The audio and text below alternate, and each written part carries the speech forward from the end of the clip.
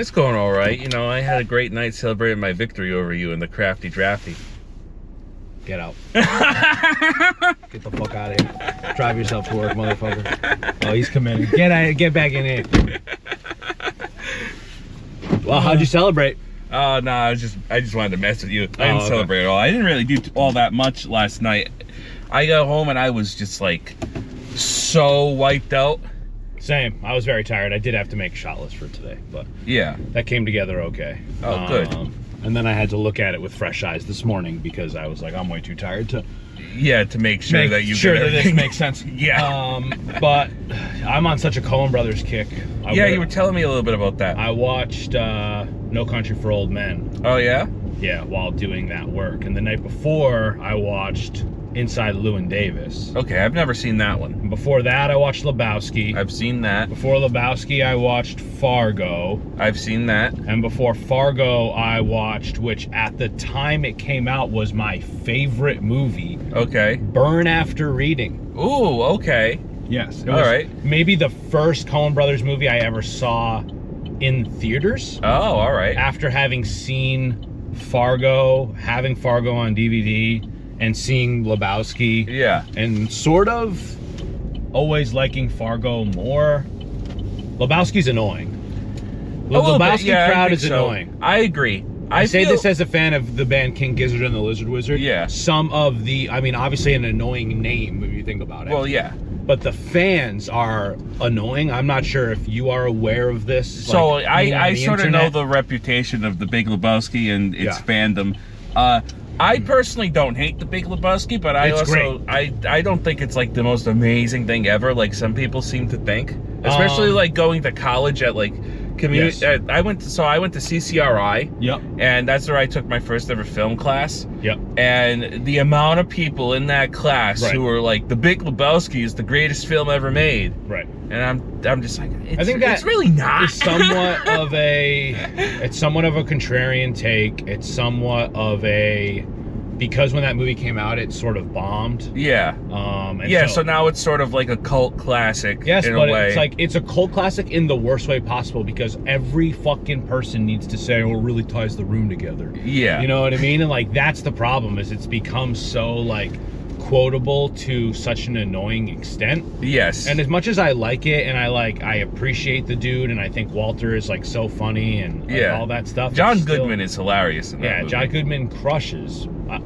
I like the crime Coen Brothers movies. Okay. No Country for Old Men and Fargo.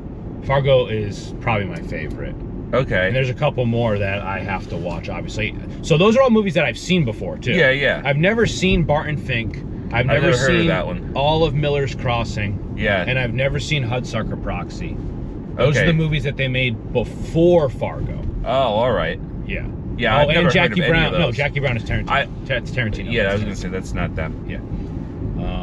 And then there are some more modern ones, like, because the Coen Brothers aren't really like as much of a twosome anymore. Yeah. There's a movie that came out like last year that I've never seen. I think that Joel Coen did.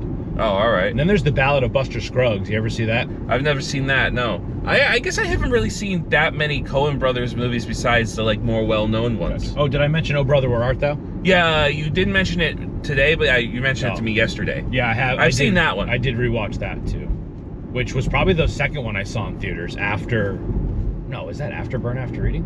Oh, fuck, I don't really know. Those are right around the same time. Yeah. Burn After Reading absolutely blew my mind. I thought it was such like a fun, weird movie that like sort of pokes fun at these people with these silly ideas. Yeah. But we could draft filmographies. Oh, that could be a fun one. Yes, so we should draft filmography someday. All right, yeah, like Coen Brothers, Tarantino, Scorsese, Judd Apatow, whatever the fuck you want to go with. Yeah, so well, I was gonna say we could do it two different ways, really. We could pick a director, right, or and draft like what we think are his top 5. Yeah. Right. Oh, that's like a more of a Mount Rushmore. Yeah. I think that's more of a Rushmore scenario where we together are having a conversation. What are the best 4 Spielbergs? Yeah, yeah, we could do something like that, right? Why is it E.T., Close Encounters? No, I don't know. You want to? What are the other good ones? What, Spielberg movies? Yeah.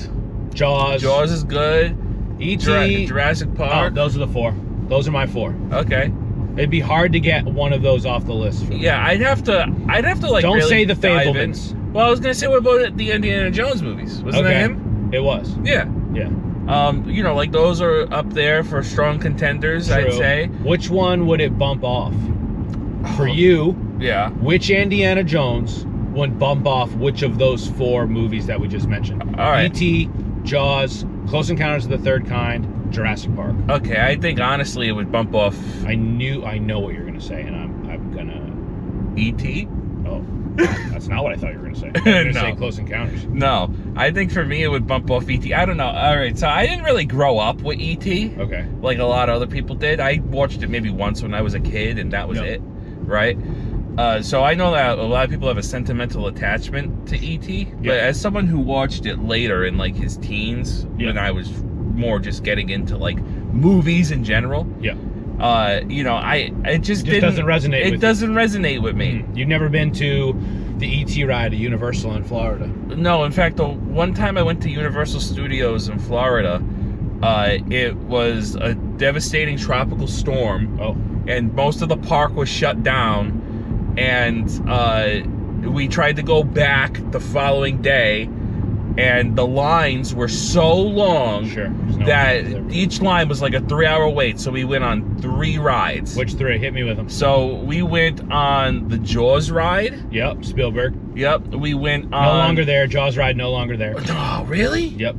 Oh, that ride was so fun, dude. When they shoot the shark with the grenade launcher. Yeah, it's one of the best rides ever. There's still like a shark hanging, or sort of like in that walkway that goes around the body of water. But there is no more Jaws ride. Continue. Yeah. Men in Black. Great ride. Kind of like the Buzz Lightyear ride that everyone talks about it in Disney. Yeah. Where you're going through. But I'm pretty sure Universal did it first. I think Universal did do it first. And Extraterrestrial something, it's called, the Men in Black ride. Oh, and Back to the Future. Oh, Back to the Future. I mean, they were great rides. It was just like, you know, we spent like, say, 6 to 8 hours at the park and only got to go on 3 things. The Back to the Future ride became the Simpsons ride. I believe. Oh. And then for the longest time, they had Doc Brown's Fried Chicken. Oh, yeah? Because they kept it, and then they changed it to, what character is it from The Simpsons? Oh my God. Another fried chicken place. That's not actually like in The Simpsons or whatever, but there's great fried chicken at Universal Studios. Yeah, I haven't been in. Last time I went, I was probably 10. I might have gotten that wrong. Did Back to the Future leave and become The Simpsons ride? I feel like it did. Yeah, there's still a DeLorean there. Just like there's still the Jaws shark hanging. Okay, so you bump off E.T., not as sentimental for which? Probably Raiders of the Lost Ark. That's the first one. Right? I think it's the best one. I think it's the best one out of that trilogy. Right. Raiders of the Lost Ark is the one with the Ark of the Covenant. Yeah. It's the first one. It's the Nazi one. Yeah. Yeah, with the melt-off face. Yep. That's the best one. I agree, that's the best one. And then what's the second one? The second one's Temple of Doom. Oh, thank you. Colleague Mashatik Day. Yeah. And the last one is The Last Crusade, right, with Sean Connery. Yep, with the Holy Grail. Right. And then... no, that's it. Yeah. That's it. There's 3 Indiana Jones movies. That's right. It doesn't continue. There's 3 Indiana Jones movies and 1 video game that I heard is pretty good. Yeah, I've heard great. I haven't played it. I have a friend who's a big Indiana Jones fan. The Great Circle or something. Yes, right? Yes, and he played it, and he said he was like beaming with a smile the whole way through. Like they did a great job of paying service to the franchise, which was nice to hear. So good that they did something 20 years after, or 30 years after the last one came out, and it was really good. And they didn't. There's nothing else to sort of mar your experience. I gotta be honest, right? Yeah. Instead of making like movies in that situation of like trying to go back to these series that are 20 years old or so and making movies and recasting people, or like, all right, so great example, Star Wars, right? They did Solo, the Star Wars movie. A Star Wars story. A Star Wars story, yeah, right? Where they had That's what Rogue One was. Was Solo also a Star Wars story? I mean, I think technically it was. Yeah, I think so. Yep. And, you know, instead of like having someone who doesn't look like Harrison Ford play a young Han Solo, right? in some terrible movie. You're just upset with Alden Ehrenreich because you thought he was bad in Weapons. I didn't think he was bad in Weapons. Okay. We'll talk about Weapons on the way home. Oh, okay. All right. Hopefully it's dark. Yeah. So we only have to hear your shitty opinions and not see them. Yeah. See them literally coming out of my mouth. Yeah. But where I'm going with this is instead of making a movie about it, honestly, I feel like the way to go when they want to do stuff like that is make video games. Yeah, or comic books. Either one. Because flush it out a little. That too. Be patient. You'll have a longer runtime, which means you can get more in, and also you can avoid the uncanny valley of awkward CG. Sure. You can have the likeness of the people that are those characters already, right? So you could have had Harrison Ford as young Han Solo in a young Han Solo video game. Yep. Right. Now it's an entirely different matter of if Harrison Ford, who hates the character of Han Solo, would be willing to let you do that, but that's a different matter entirely. Right. I even like that idea because maybe you can even flush ideas out so much that then you figure out what is good for the movie. Yes. What's good for the sequel or the requel or whatever the fuck they're doing. Yeah. When Buffy ended, it continued as a comic book. Oh, really? And the comic book legitimately, like in the trade paperbacks, which is like 6 issues generally in one sort of publication, like a paperback book. Those would just be like season 7, season 8, or I don't know. I don't remember if Buffy ended after 6 or 7 seasons, but it would just be like, this is season 9. Yeah. And they were literally just like telling the story of the same show in the comic books. And I absolutely loved that. The actors were cool with it. They didn't need to do as much work, and it was well done. As problematic as Joss Whedon is. Yeah. It still was like, I believe it was written by him. It was good. I love Buffy. I came along to Buffy late in life, probably after it was on TV, I think, because Jocelyn and her family were super into it. Oh, yeah? Yeah, and like she was like, we should watch this. Oh, okay. It was one of those things that I think like whenever I heard the intro, like growing up, I would change the channel. Oh, okay. So it's like, this is like corny soap opera because that's how it like looks. That's how it's like presented, you know? But I absolutely love that show. I love the characters in that show. Oh, okay. I've only seen episodes of it here and there. I've never actually watched. I've watched Jocelyn and I watched the whole thing, and I believe I've seen every episode twice now. Oh, wow. It's very much like a good comfort, put on a show, depending on what type of mood I'm in. I'm either putting on a show I've seen or a movie I've seen before. Yeah, it's like sort of more like a supernatural action series, right? Yes, it is. And there are cool overarching storylines for each season. So there's sort of like a big bad for each season. Yeah. And it's great. It's like everyone from, someone in their local community that's like a demon that's hiding to some fucking monster from hell. Oh, okay. That's just like a monster from hell. You know what I mean? There's prosthetics, there's practical stuff. Now, this might enrage you, but I've heard someone once explain to me Buffy the Vampire Slayer it's like, imagine Power Rangers, but they aren't superheroes, and that it's not nearly as Japanese and crazy. Is that an accurate description? I think it has much better plot. Okay. I mean, it is accurate description in the way that you sort of have these, like, say, kaiju-esque monsters facing against like teenage kids. Yeah. There is a Zordon type character that's like Buffy's watcher. Yeah. He's sort of like, he's an older guy. His name is Giles. He like knows all of the knowledge, right? Oh, okay, yeah. There's only one, but the thing is with the Slayer, I think the Slayer's way cooler than the Power Rangers. Fair enough. The lore behind just like the Slayer themselves or herself, right? There can only be one. She's like, it's like very much like a Highlander type of thing. Okay, Not that they're trying to kill each other, but like she is anointed the Slayer. She is fucking badass. Yeah. I find the Power Rangers are definitely a slightly younger demographic. Yes, well, I don't disagree with that. There are definitely some of the same beats there, 100%. Yeah.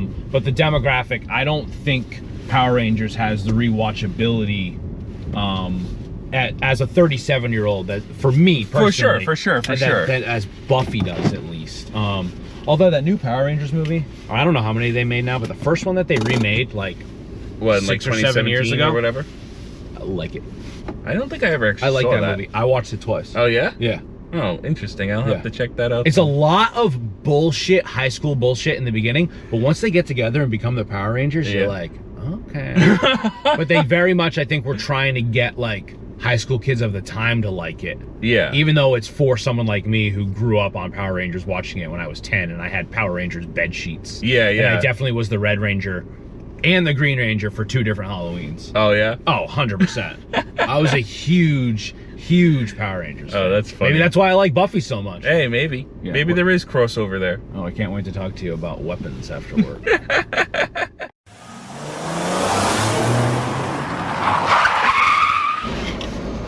What are we talking about? Weapons. Oh, the movie. At first when you said weapons, I thought you meant like, like melee? Swords and guns and shit. Yeah. All right, so yeah, the second part of this episode will contain spoilers for the 2025 movie directed by Zach Cregger, Weapons. Yeah. The follow-up to his previous movie, Barbarian. Did you see Barbarian? So I did not. I will say I have not seen any of this director's work besides this movie, I believe. I mean, Barbarian was his first movie. Yeah, so Unless you count he's one of the whitest kids you know, also. Oh, is he really? A fun little piece of lore. Oh! He's one of the whitest kids you know. Oh, okay. That's that's kind of funny, actually. I think that's pretty sweet. Okay. And he's got a third movie. He's doing the new Resident Evil. Yes, I know that. Yes. So yeah, we were talking about weapons the other day, and yeah, because I watched it recently, and I asked. You loved it. Yeah, I loved it. I thought it was very good. I would give it, if I had to rank it out of 10, I'd give it an 8+. Okay, I think that's perfectly fair and valid. I would give it maybe like a 6. Okay. Right?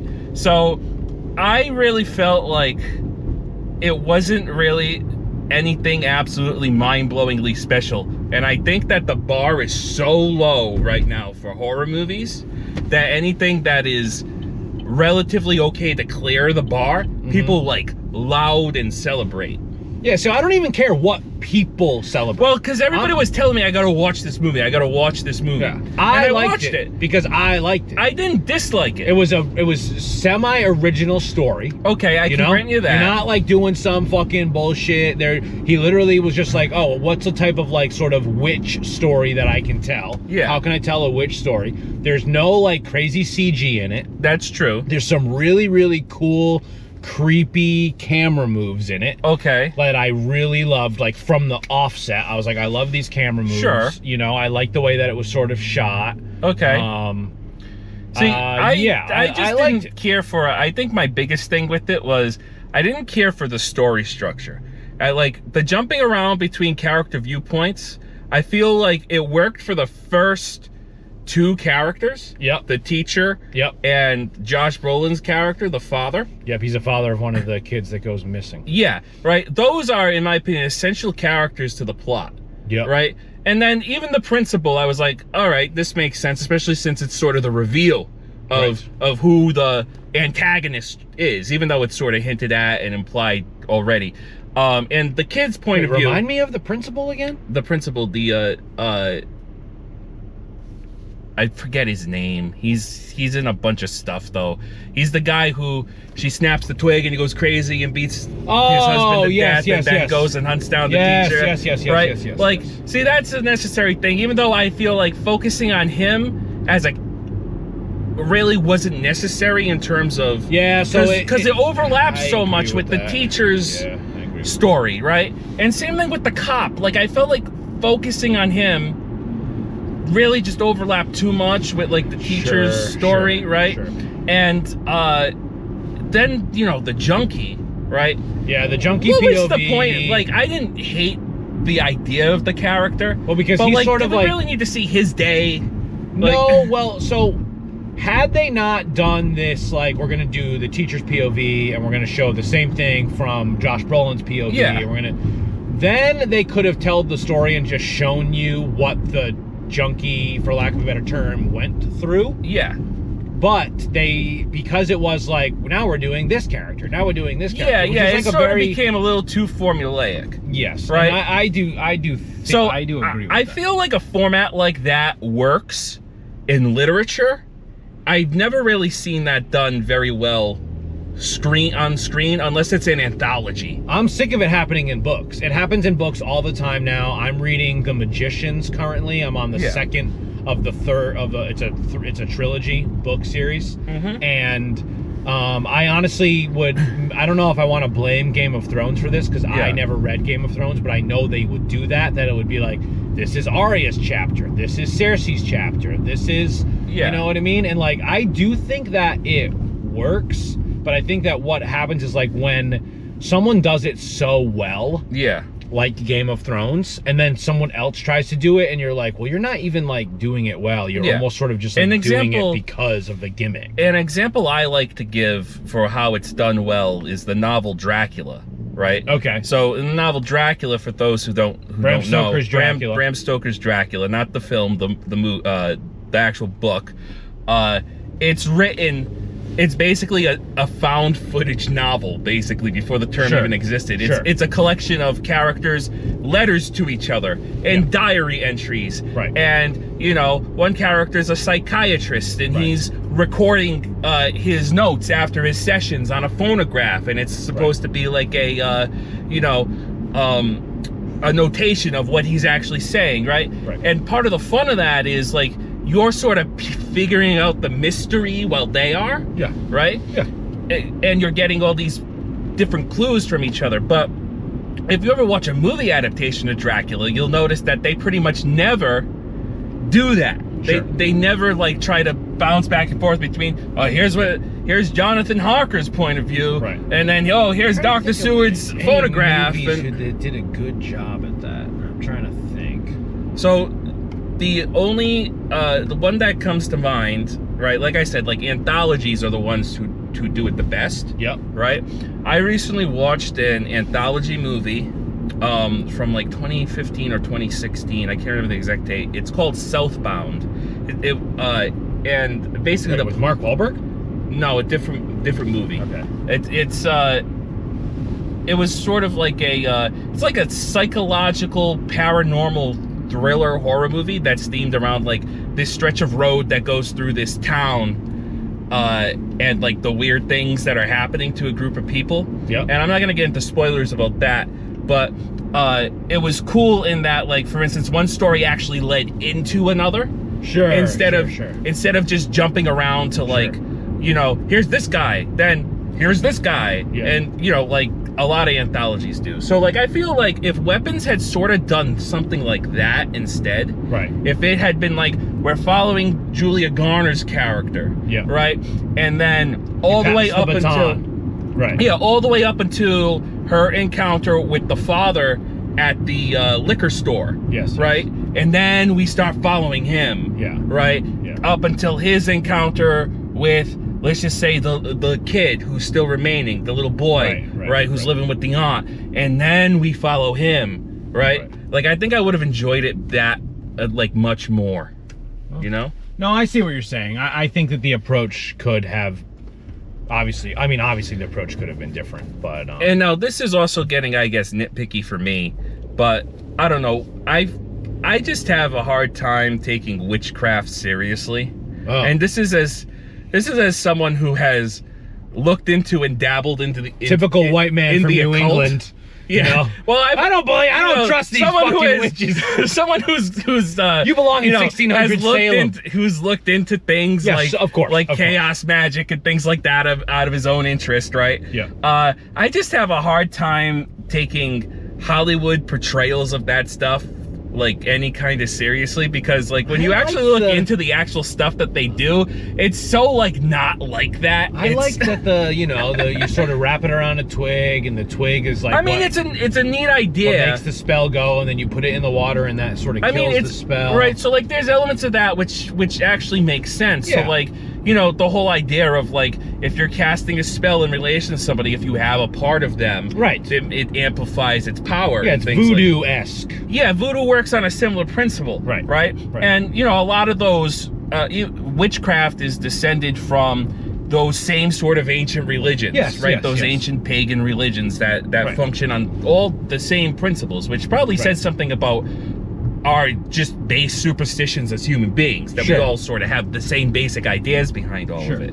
But you know, like parts of that were interesting because it was, in a way, sort of more accurate than the stereotypical, you know, hocus pocus-esque witchcraft. Yes. You know what I mean? Right. Right. I guess that's why I liked it, because it wasn't just like bubble, toil and trouble. Yeah, yeah. Eye of Newt. You know what I mean? It sort of was this. It still seemed very like old-timey, right? The way that she was like using sticks and water, things that would have been around, you know, in the 1600s. Right? Yeah, like it doesn't need to be that much of a shift in like the way that the witchcraft works. Yeah. But it's still to me felt a little bit more like grounded, I guess so. But then at the same time, like, you have the scene where that's revealed that's how it works. Yeah. Where she just like walks up to the dude and just snips his hair right there while they're standing in the kitchen, and they don't do anything about it, and they're all confused. And I mean, like, I don't know, I've never been in a situation where a crazy old lady barged into her house and came and snipped my hair. Of course. But I'd like to think, like, once she started wrapping around a stick in front of the bowl of voodoo water, I probably I would have probably, you know, give me that gotten hair physical. Yeah, of course. So, you know, that was a little hard to, like, I guess, sort of take seriously. Yeah. But I didn't hate it. That's the part that I keep trying to hammer. A lot of people, when they hear that I have criticisms of something or negative opinions about it just wasn't something, your favorite. Yeah, like, there were parts of it that you liked. People assume that I hate it, and that's often not true, right? Just because I don't jump for joy over it. I hate you for not liking it. Then that's fine. You can hate me. Yes, of course. But, you know, there's this idea that, oh, Mitch hates everything, which has been following me since, like, I was in middle school. Yeah. Yeah. I don't hate it. I actually like quite a lot of things, you know what they say, there's like a certain type of person that's like, every roommate I've had has been bad. Yeah. And guess what? You're the bad roommate, my friend. So maybe I am just hard to please. Hey. I don't know. That's not necessarily a bad thing, though. No, you know what you like, and you like it, and you didn't. Yeah, I mean, you never were like, oh, that was garbage. You didn't say that. No. You just kind of. I think when I asked you if you had watched it, I didn't anticipate you having seen it. Yeah, because I often haven't seen relatively new things anyway. Yeah, for sure. And you were like, eh. Yeah, so I was in the Halloween mood, and, you know, I was browsing on movie sites that I will not name, looking at what was, you know, what they had available for streaming. Movie sites that you won't name. Yeah, probably because No, I don't use that. I have very fine lines about where I go on the internet. The Tor browser. I do not use that either. Yeah. I have very fine lines about what I'm willing to see on the internet because I know what's out there through osmosis. Yeah. And I'm like, there are things that I don't want to be exposed to. Yeah, not for any nefarious reason on my part. But because I know that, like, once you see that shit, it fucks you up. Yeah. You know what I mean? Oh, yeah. So, you know, I've seen enough true crime shit and fucking, you know, breakdowns of, like, fucking arrests of, like, really bad people on the internet. Yeah. And, like, hearing what, like, the fucking prosecutors have to describe about what they saw. Right. Oh, to know that I never want to fucking, you know, go down those rabbit holes. Hey, but that shit's real. Yeah. But where I was going with this was, so, you know, I was browsing around. I was Halloween mood, and that's how I had. People kept saying, "Oh, you gotta see weapons. You gotta see weapons." Yeah. So I was like, well, let me finally fucking watch it. It's right there on the front page. Yeah, it's quick. It's like an hour and a half. Or something. It wasn't a long movie at all. Yeah. But I watched a couple of other movies for Halloween season. One other recent one that relatively new is a movie called Good Boy. Have you heard about this? It's a horror movie shot from a dog's perspective. I have heard about it. I only know one thing about it, and I will be watching it very soon. Okay, I'm not going to spoil it. I almost put it on to watch with Jocelyn recently. I'm not going to spoil it. It's a very short movie. Yeah. It's only like an hour. It's like 84 minutes. Yeah, it's not even. It's not even an hour and a half. Yeah. And I will say I enjoyed it for its original take. Quite unique, right? It was very unique, and I think that helped elevate it because the story itself is very much just like a classic haunted house sort of story. Okay. Right? But there is like a kind of a cool twist on it. Okay. Right? That all has to do with being told from the dog's perspective. Yep. And the cool thing to me of why I think you will enjoy it ultimately was the way it was shot and edited to use, like, you know, because a dog can't really emote. right? But by being able to film the dog sort of like looking a certain way and then showing what he's looking at, it like triggers our brain to like imprint emotion onto him. Right? Oh, okay, yeah. So that's like cool. we kind of understand through the lens of the story what that dog is probably feeling in the context of the story. Yeah. You know what I mean? So that was really cool. Love that. Yeah, I gotta check out Good Boy. Yeah. It seems fun. I heard there's a fun like dog peeing scene. Yeah. That's the one thing I know about it. Yeah. Oh, there's really fun like dog peeing, like whether it's peeing on the lens or something. I don't know. I can't wait to see it. It should be fun.